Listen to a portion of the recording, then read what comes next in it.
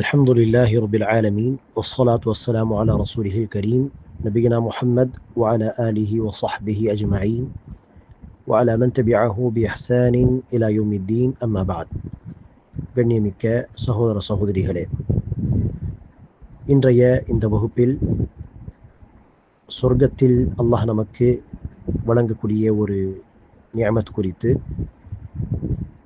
அதுவும் சென்ற பதிவில் நாம் சொர்க்கத்தின் ஆறுகள் தொடர்பாக பேசியிருந்தோம். அந்த வகுப்போடு தொடர்பு கொண்ட ஒரு வகுப்பு என்று சொல்லலாம். காரணம், இதுவும் ஒரு ஆறு, ஒரு நீர் தடாகம் தொடர்பான செய்தி. நான் சொல்லும் பொழுதே உங்களில் சிலர் அதை புரிந்திருப்பார்கள். அதாவது கௌசர் என்கிற நீர் தடாகம். அல்லாஹ் சுப்ஹானஹு வ தஆலா நபி ஸல்லல்லாஹு அலைஹி வஸல்லம் அவர்களை பார்த்து கௌசர் அத்தியாயத்தில் சொல்கிறான், இன்னா அஅதைனாக அல் கௌசர் ஃபஸல்லி லிரப்பிக வன்ஹர் இன்ன ஷானிஅக ஹுவல் அப்தர். நபி, நிச்சயமாக நாம் உங்களுக்கு கௌசர் என்கிற அந்த நீர் தடாகத்தை வழங்கியிருக்கிறோம். ஆக நீங்கள் அல்லாஹ்வுக்கு நன்றி செலுத்தும் வண்ணம் தொழுங்கள் மற்றும் அல்லாஹ்வுக்கு குர்பானி கொடுங்கள். நிச்சயமாக உங்களுடைய எதிரி தான் சந்ததி இல்லாதவன். நபி ஸல்லல்லாஹு அலைஹி வஸல்லம் அவர்களை பார்த்து காஃபிர்கள், ரசூலுடைய ஆண் பிள்ளைகள் சிறு வயதிலேயே வஃபாத் ஆன பொழுது முகமது சந்ததியற்றவர் என்றெல்லாம் சொல்லி பரிகாசம் செய்தார்கள். அதற்கு அல்லாஹ் சொல்கிறான், அல்லாஹ் உங்களுக்கு பெரிய அளப்பரிய நன்மைகளை வழங்கியிருக்கிறான். கௌசர் என்கிற நீர் தடாகம் பிரத்யேகமாக உங்களுக்கு அல்லாஹ் வழங்கியிருக்கிறான். மேலும் உங்களை போற்றி புகழ்வதற்காக உங்களுடைய உம்மத் சார்ந்த மக்கள் பலரும் இருக்கிறார்கள். ஆக நபியே, நீங்கள் அல்ல சந்ததியற்றவர். உங்களை குறித்து பேசுவதற்கு பல பேர் இருக்கிறார்கள். உங்களுடைய எதிரிகள் தாம் சந்ததியற்றவர்கள்.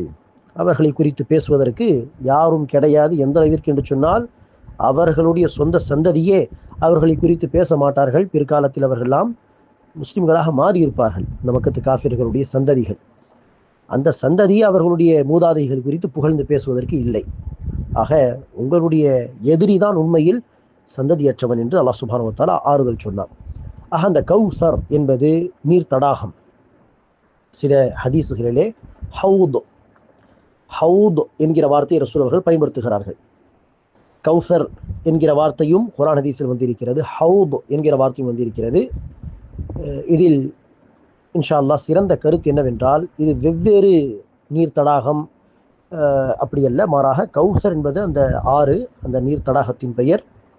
அந்த ஹவுத் என்பது அந்த தண்ணீர் தேங்கி நிற்கக்கூடிய அந்த இடம். பள்ளிவாசலிலும் ஹவுத் என்று சொல்வோமே, தண்ணீர் தேங்கி நிற்கக்கூடிய இடத்தை. அப்படி தண்ணீர் தேங்கி நிற்கக்கூடிய இடம்தான் அந்த ஹவுத். கௌசர் என்பது அந்த ஆறு. இரண்டுமே இன்ஷா அல்லாஹ் ஒன்றுதான் என்பதாக விளக்கம் சொல்கிறார்கள். அல்லாஹ் நன்கறிந்தவன். அந்த கௌசர் நீர் தடாகத்தை குறித்து பல செய்திகள் வந்துள்ளன. அதை ஏறக்குறைய 24 சஹாபாக்கள், 25 சஹாபாக்கள் ஏறக்குறைய இந்த கௌசருடைய சிஃபத்தை, அந்த கௌசர் நீர் தடாகம் எப்படி இருக்கும் என்பதை குறித்து நபி ஸல்லல்லாஹு அலைஹி வஸல்லம் அவர்கள் வாயிலாக ஹதீஸுகளை அறிவித்துள்ளார்கள். அதில் ஒரு சில செய்திகளில் வந்த விஷயங்களை நாம் பார்க்கலாம். முதலாவதாக சஹீஹ் புகாரில் வரக்கூடிய 6581 ஹதீஸ் நம்பர். இந்த ஹதீஸை தொடர்ந்து அப்படியே ஒரு 4-5 ஹதீஸுகளை நீங்கள் படித்தால் இந்த ஹவுத் அல்லது கௌசர் நீர் தடாகத்தை குறித்து சில செய்திகளை பார்க்க முடியும். இதில் நபி ஸல்லல்லாஹு அலைஹி வஸல்லம் அவர்கள் சொல்கிறார்கள், மேராஜுடைய பயணத்திலே, விண்ணுலக பயணத்திலே எனக்கு ஒரு ஆறு காட்டப்பட்டது. அதோடைய 2 மருங்கிலும் 2 புறத்திலும் துளையுள்ள முத்து கலசங்கள் காணப்பட்டன. அதற்கு ஜிப்ரீல் அலைஹிஸ்ஸலாம் அவர்களிடம் இது என்ன என்று கேட்க, ஜிப்ரீல் அலைஹிஸ்ஸலாத்து வஸ்ஸலாம் அவர்கள் பதிலளித்தார்கள், இதுதான் உங்களுக்கு கௌசர் என்று வழங்கப்பட்ட அந்த நீர் தடாகம். எந்த கௌசரை குறித்து அல்லாஹ் நற்செய்தி சொல்லியிருக்கிறானோ இதுதான் அது என்று ஜிப்ரீல் அலைஹிஸ்ஸலாத்து வஸ்ஸலாம் அவர்கள் பதிலளித்தார்கள். அதற்கடுத்து வரக்கூடிய ஹதீஸுகளை நீங்கள் படித்து பார்த்தால் சஹீஹ் புகாரியில் சொல்லப்பட்டுள்ளது. அந்த ஹவுதிலே, அந்த கௌசர் நீர் தடாகத்திலே ஒரு முறை யாராவது நீர் அருந்திவிட்டால் அடுத்தவர்களுக்கு தாகமே எடுக்காது. மேலும் அந்த கௌசர் என்கிற அந்த ஆற்றின் மண் அல்லது அதனுடைய நறுமணம் என்பது கஸ்தூரி என்பதாகவும், அதே போல அந்த ஆற்றின் ஓரங்களிலே அந்த தண்ணீரை எடுத்து அருந்துவதற்காக நட்சத்திரங்களுடைய எண்ணிக்கை அளவுக்கு பாத்திரங்கள் வைக்கப்பட்டிருக்கும், அதிலிருந்து எடுத்து அருந்துவதற்காக. அன்பானவர்களே, இந்த கௌசர் என்கிற நீர் தடாகம் இது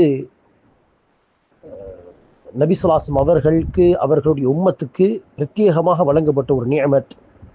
அந்த நிஅமத்தில் இருந்து நீர் அருந்துவதற்காக நபி ஸல்லல்லாஹு அலைஹி வஸல்லம் உம்மத்தில் யார் முஸ்லிமாக இருந்து பிறகு இஸ்லாத்தை விட்டு வெளியேறி இருப்பார்களோ அத்தகைய மக்கள் என்ன செய்வார்கள்? தண்ணீர் அருந்த வருவார்கள். அப்போது மலக்குமார்கள் அவர்களை அடித்து துரத்துவார்கள். அந்த ஹதீஸை சில வழிகட்ட சிந்தனைகளில் உள்ள மக்கள், அடித்து துரத்தப்படும் அந்த மக்கள் சஹாபாக்களில் சிலர், பிதஅத் செய்த சில சஹாபாக்கள் தான் அப்படி அடித்து துரத்தப்படுவார்கள் என்பதாக சொல்வார்கள். அது மிக தவறான ஒரு கருத்து. நபி ஸல்லல்லாஹு அலைஹி வஸல்லம் அவர்களுடைய வாழ்க்கையில் இஸ்லாத்தை தழுவிய சில பேர் நபி ஸல்லல்லாஹு அலைஹி வஸல்லம் இறப்புக்கு பிறகு வழி மாறி போயிருப்பார்கள், இஸ்லாத்தை விட்டு வெளியேறி இருப்பார்கள். அவர்கள் சஹாபா கிடையாது, அவர்கள் முஸ்லிமே கிடையாது என்று சொன்னால் எப்படி சஹாபா என்று சொல்ல முடியும்? அப்படிப்பட்ட மக்கள் அங்கு வருவார்கள். ரசூல் அவர்களை பார்த்து சஹாபா என்று எண்ணுவார்கள். ஆனால் மலக்குமார்கள் சொல்வார்கள், இல்லை முகமதே, நீங்கள் போன பிறகு இவர்கள் எப்படி வழி தவறி பின்வாங்கி வந்த வழியாகவே குஃப்ரிலே எப்படி சென்று விட்டார்கள் திரும்பி என்று உங்களுக்கு தெரியாது. ஆகவே அப்படிப்பட்ட இஸ்லாத்தை விட்டு வெளியேறியவர்கள் அடித்து அங்கிருந்து துரத்தப்படுவார்கள். ஆகவேதான் இந்த கௌசர் என்கிற ஆறு, ஹவுத் என்கிற அந்த நீர் தடாகம் எங்கு இருக்கிறது? அது சிராத் பாலத்திற்கு முன்பாகவே அது இருக்குமா, அல்லது சிராத் பாலத்தை கடந்து போன பிறகு அந்த நீர் தடாகம் இருக்குமா என்று ஒரு கேள்வி வரும் பொழுது சில அறிஞர்கள் சொல்கிறார்கள், அந்த கௌசர் தடாகம் என்பது அது சிராத் பாலத்தை கடந்து செல்வதற்கு முன்பாகவே இருக்கும், அங்குதான் இந்த நிகழ்வுகள் நடக்கும் என்பதாக. காரணம் என்ன? ஏனெனில் சிராத் பாலத்தை நல்லடியார்கள் மாத்திரம்தான் கடந்து செல்வார்கள். காஃபிர்களாக இருந்தால் அவர்கள் நரகத்தை நோக்கி சென்று விடுவார்களே, சிராத் பாலத்தை கடந்து போக முடியாமல். ஆகவே இது அதற்கு முன்பாகவே நடக்கக்கூடிய சம்பவம் என்பதாக. சஹீஹ் புகாரியுடைய 6579 ஹதீஸ் நம்பர். அந்த ஹதீஸில் நபி ஸல்லல்லாஹு அலைஹி வஸல்லம் அவர்கள் அந்த நீர் தடாகத்தின் அளவு எவ்வளவு பெரியதாக இருக்கும் என்பதை சொல்லும்பொழுது, 1 மாத கால அளவு, பயண தூரம் அளவு, 1 மாதம் தொடர்ந்து பயணித்தால் எவ்வளவு தூரம் பயணிக்க முடியும்? சில செய்திகளிலே அது ஈலியா, அதாவது பலஸ்தீனில் இருந்து யமனில் இருக்கக்கூடிய சனா வரை என்று நபி ஸல்லல்லாஹு அலைஹி வஸல்லம் அவர்கள் சொல்லியிருக்கிறார்கள். 1000 கிலோமீட்டரை விட அதிகமாக இருக்கலாம், அல்லாஹ் நன்கறிந்தவன். அவ்வளவு பெரிய நீர் தடாகம் என்பதாக வந்திருக்கிறது. அந்த சஹீஹ் புகாரியுடைய மேற்கூறப்பட்ட அந்த ஹதீஸிலே தான் ரசூல் அவர்கள் ஒரு முறை அந்த நீரை அருந்தினால் அடுத்து தாகம் எடுக்காது என்பதாகவும், அதே ஹதீஸில் தான் நபி ஸல்லல்லாஹு அலைஹி வஸல்லம் அவர்கள் சொல்லியிருக்கிறார்கள் அதனுடைய நறுமணம் மிஸ்க், கஸ்தூரியாக இருக்கும் என்பதாகவும், அதே போல அந்த நீர் தடாகத்திலே பல பூஜாக்கள் அருந்துவதற்கான அந்த பாத்திரங்கள் விண்மீன் அளவிற்கு, நட்சத்திரங்கள் அளவிற்கு எண்ணிக்கையில் இருக்கும் என்பதாகவும் ரசூல் அவர்கள் சொல்லியிருக்கிறார். அல்லாஹ் சுப்ஹானஹு வ தஆலா நம் அனைவருக்கும் அந்த கௌசர் என்கிற நீர் தடாகத்திலிருந்து, ஹவுதிலிருந்து தண்ணீர் அருந்தக்கூடிய அந்த பாக்கியசாலிகளில் அல்லாஹ் நம்மை ஆக்குவாராக.